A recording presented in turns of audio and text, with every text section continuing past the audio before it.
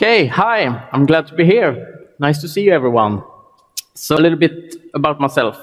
I'm Glenn Johansson. I'm your classical computer nerd, I guess. I do not think I can hide my Scandinavian accent, but I'm actually half Swede and half Dane.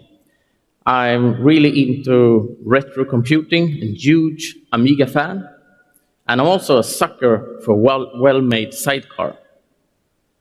And maybe I do not strike you as the traditional biker, but I'm referring to the cocktail sidecar. And why do I like the sidecar? Well, I'm referred to often to be less sweet and sour, because it's really sour, and according to Wikipedia, it's suitable for all day. So I'm the CEO of GleSYS. So who are GleSYS?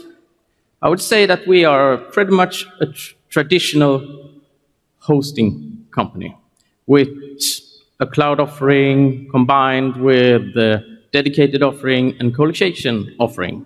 And that leads us to the first buzzword of the day, the hybrid cloud.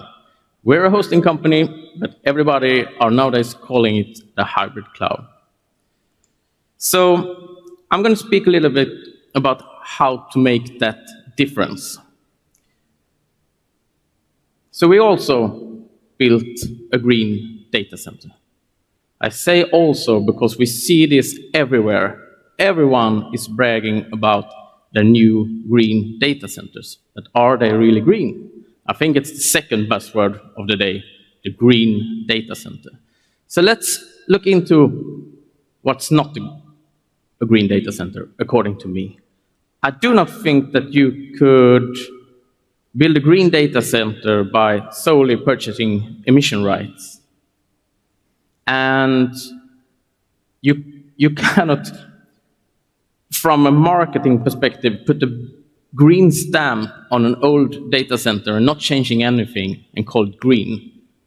That's seen, I see that very much. And efficiency, well, I would say that efficiency is smart. Efficiency will save you money, but it isn't necessarily green. Of course, to have a green data center, you need to be efficient, but it isn't the other way around. Keep that in mind. So what have we done at GleSYS? Well, the first one we got for free. Nature gave us clean energy in Scandinavia, because we have data centers in Scandinavia, in Sweden and in Finland. So the carbon intensity, the average carbon intensity of EU is significantly larger than in Sweden. So just by having servers put in a data center in Scandinavia will make it a little bit green. But did we stop there? No. And maybe you think that, okay, you're in Scandinavia, and then you're probably green because you are using free cooling. But from my perspective, free cooling is quite stupid. Free cooling is like open the window and let all the heat out from the data center. And if you are in a cold climate, you cannot be letting the heat out in one part of the town and let people freeze in the other end of the town.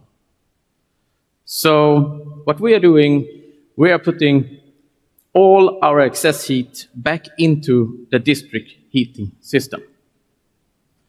And that makes a significant change on our climate impact. Actually, we are saving carbon emissions by doing this for each kilowatt hour that are used in our data centers. So how did we achieve this, and what are the challenges and the opportunities? Because this isn't a vision. It isn't something that we're about to do. I would never stand on any stage talking about anything that we will do. This has been in production since 2016.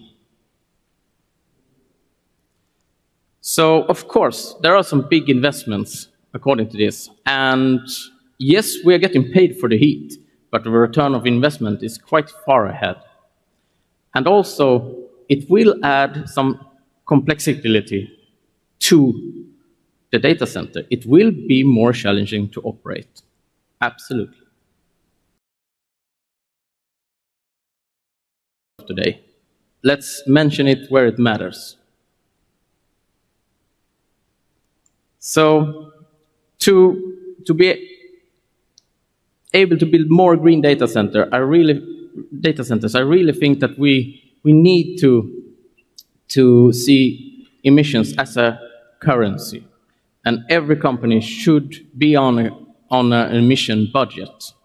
That's the way we are going to get more out of our green data centers.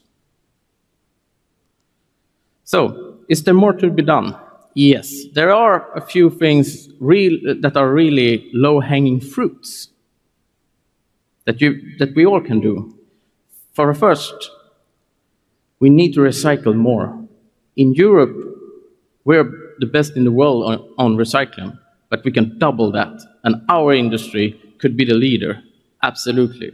We should reach, every company here should reach at least 90%, my view. And it can be done tomorrow.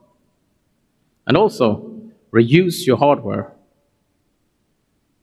It's the best thing that we can do. Repurpose it and reuse it. And build and buy things that are modular and built to last. So, to summarize, there are technical solutions minimizing the carbon footprint from the GleSYS, and all these are available today. We have it in production. And the fight against the climate change is not a numbers game. It's a people's game. And we all have to walk that extra mile. And you heard me mention a few buzzwords. So here's something you heard before. When life gives you lemons, make sure to mix the sidecar. Thank you.